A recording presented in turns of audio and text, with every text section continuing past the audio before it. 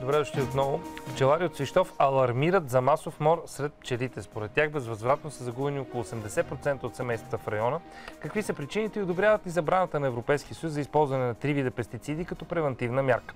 Отговорите ще търсим от кореспондента ни в Свищов Марина Гашпарова. Добро утро, Марина.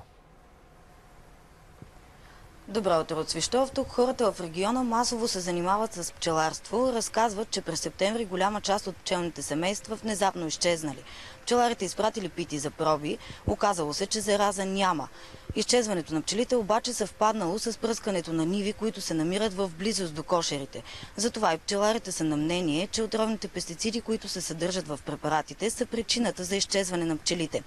При мен са трима от най-засегнатите пчелари в региона, които ще ни разкажат какво всъщност се е случило с техните пчели и какви загуби са регистрирали.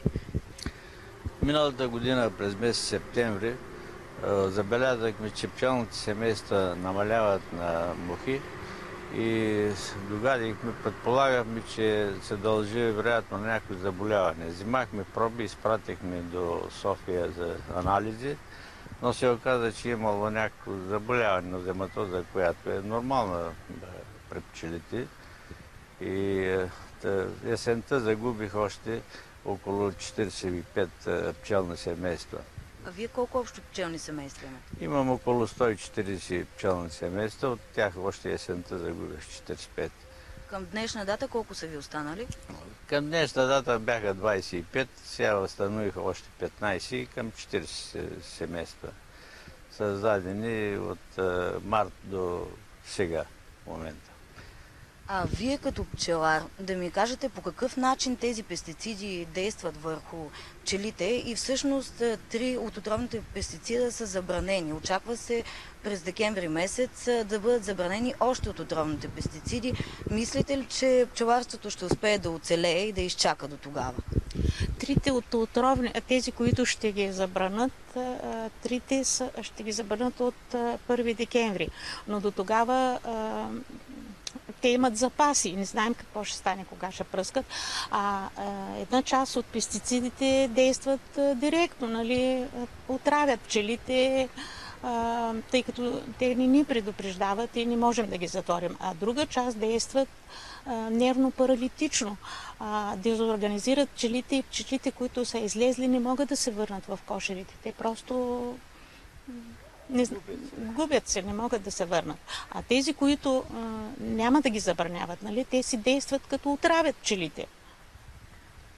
А защо в момента мислите, че именно пръскането на околните ниви е причината за изчезването на пчелите? Защото царевицата си е на юни месец. И се пръскали, преди това, значи са пръскали местото, където трябва да се е царевицата, с разни там препарати. След това почнаха да пръскат царевицата есента, зелена. Тя не може значи да озрее, да свалят листата и да могат да я вършеят, да я женат. Това нещо лети от самолета, въртолета, лети, да се казва, на пчелина и по улиците строята навсякъде. Дървета са изгорели и съхнали и листата на царевица е съхнат.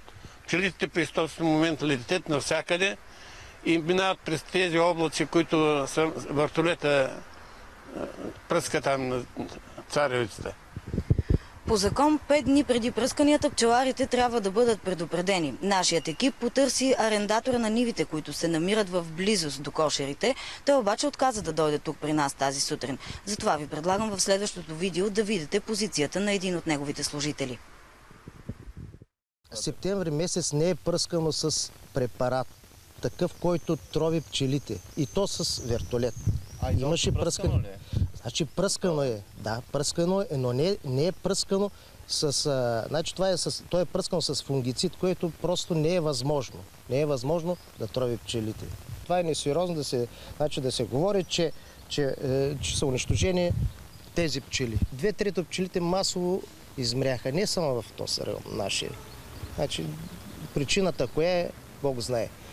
Да, е много лесно да кажем, че са препарати. За мен препаратите не са причини.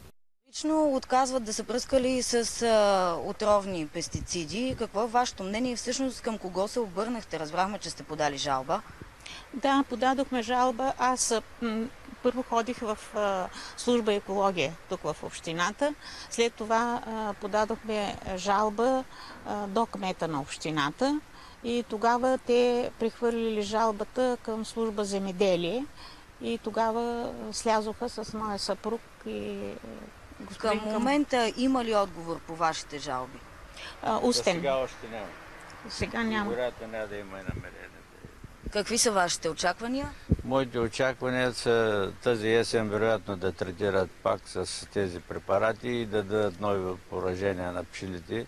И като се надявам с тези наши изказвания, жалби и т.н. да ги предупредят от Общинския съвет, поне да предупреждават пчеларите за бъдещи третирания с тези отровни продукти. Това е за сега от Свищов. Разделяме се с надеждата арендаторите да бъдат по-отговорни и да преустановят практиката с пръскането с отровни пестициди, без да предупреждават пчеларите. Благодарим ти, Марина, за това включване. Следват новините, ще ви ги представи Дани, след това се връщаме отново при нас.